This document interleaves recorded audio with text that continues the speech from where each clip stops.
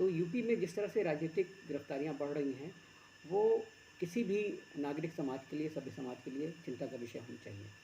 ये पहली गिरफ्तारी नहीं है जो आज लखनऊ पुलिस ने लखनऊ के अंदर की। अखिलेश से लोगों की ये शिकायत रही है कि वो अपने कार्यकर्ताओं के लिए, नेताओं के लिए सड़क पर नहीं आते हैं। तो अखिलेश ने अब उनकी जो चिंता थी उसको समझा और उसको एक एक करके हल करना शुरू किया है। और आज लखनऊ में जो उन्होंने जिस तरह से उग्र तेवर दिखाए, वो यही बताता है। लेकिन ज़रा ठहरिए, सिर्फ समाजवादी पार्टी के नेताओं के साथ ऐसा नहीं हो रहा है। दिल्ली से अभी 3 दिन पहले बीएसपी के एक बड़े नेता और पूर्व मंत्री हाजी याकूब कुरैशी और उनके बेटे इमरान कुरैशी को चांदनी महल एरिया से यूपी एसटीएफ और दिल्ली पुलिस की संयुक्त ऑपरेशन में गिरफ्तार किया गया। उनके ऊपर भी पुराने मुकदमे थे और वो यूपी पुलिस के मुताबिक फरार चल रहे थे और उन पर 50,000 रुपये का इनाम था। उनके ऊपर यूपी पुलिस का आरोप है कि वो मेरठ में मीट की अवैध पैकेजिंग का कारोबार करते थे, यानी मीट के एक्सपोर्टर थे, बाहर भेजते थे जो मीट यहाँ तैयार होता था। बहरहाल भारत सरकार को इससे क्या आमदनी होती थी और कितना उसको नुकसान हुआ, ये अलग विषय है। लेकिन यूपी पुलिस ने उनके खिलाफ केस दर्ज कर रखे थे और इसी आरोप में उनकी गिरफ्तारी हुई है। पिछले करीब 6 महीने से याकूब कुरैशी के खिलाफ तमाम तरह की घेरेबंदी की जा रही थी और ये तय था कि उनकी गिरफ्तारी कभी भी होगी। लेकिन समझा जाता है कि याकूब कुरैशी उन गिरफ्तारियों को टालने के लिए या उनको दरकिरार करने के लिए वो दिल्ली चले आए थे और यहाँ रह रहे थे, पुरानी दिल्ली एरिया में, और वहीं से गिरफ्तारी हुई है।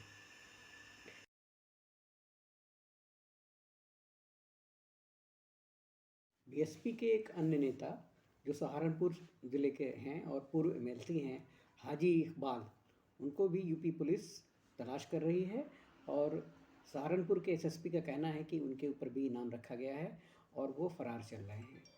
उनके तलाश में हाल ही में सहारनपुर और तमाम दिल्ली एनसीआर में तमाम जगहों पर यूपी पुलिस ने छापे मारे, लेकिन अभी हाजी इकबाल का कुछ पता नहीं चल पाया है। उनके ऊपर भी तमाम पुराने मुकदमे दर्ज हैं और सहारनपुर पुलिस का कहना है कि अवैध माइनिंग से लेकर रेप और हत्या के प्रयास के मामले उनके ऊपर दर्ज हैं। तो हाजी इकबाल को भी पुलिस तलाश कर रही है। और मुख्तार अंसारी को तो सभी जानते हैं, बाहुबली, जो इस समय जेल में हैं और कभी वो बीएसपी में भी रहे, सपा में भी रहे, तो इस समय वो जेल में हैं।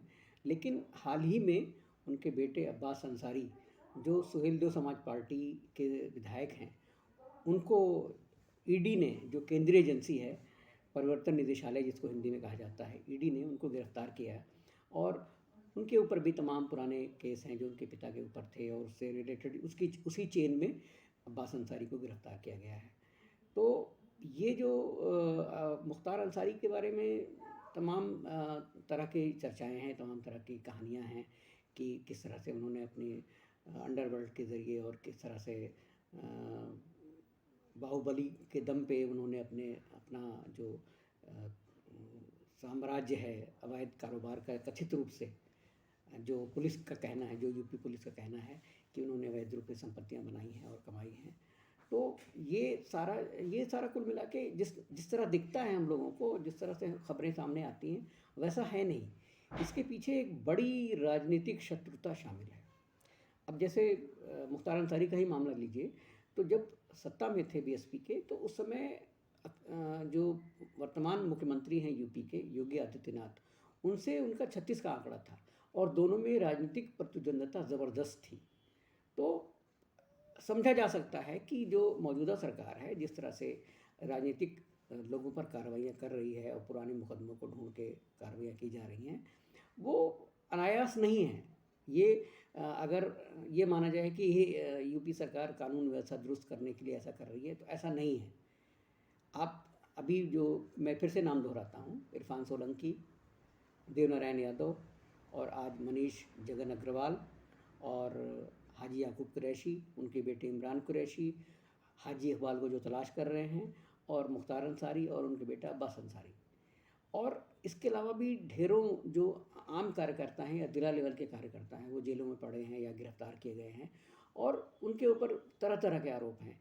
किसी पे ये आरोप लगाया गया है कि इन्होंने सोशल मीडिया पोस्ट किया था, किसी ने ये लगाया था कि इन्होंने किसी बीजेपी नेता पर ऐसी टिप्पणी की थी जो समाज के हित में नहीं थी, इसलिए इनकी गिरफ्तारियां की गई हैं। दूसरी तरफ समाजवादी पार्टी ने आज ही अपने ट्विटर हैंडल से तमाम ऐसे ट्वीट बताए हैं जिसमें बताया गया है कि किस तरह से अखिलेश या उनकी पत्नी जो सांसद हैं मैनपुरी से डिम्पल यादव, उनका मजाक उड़ाया गया है, उन पर व्यक्तिगत कमेंट किए गए हैं, इस तरह के मजाक उड़ाए गए हैं। तो ये जो राजनीतिक माहौल है ये यूपी का वो बड़ा दूषित होता जा रहा है। पहले भी राजनीति होती थी और पहले भी नेता एक दूसरे पर आरोप लगाते थे, लेकिन इस तरह से गिरफ्तारियां नहीं होती थी।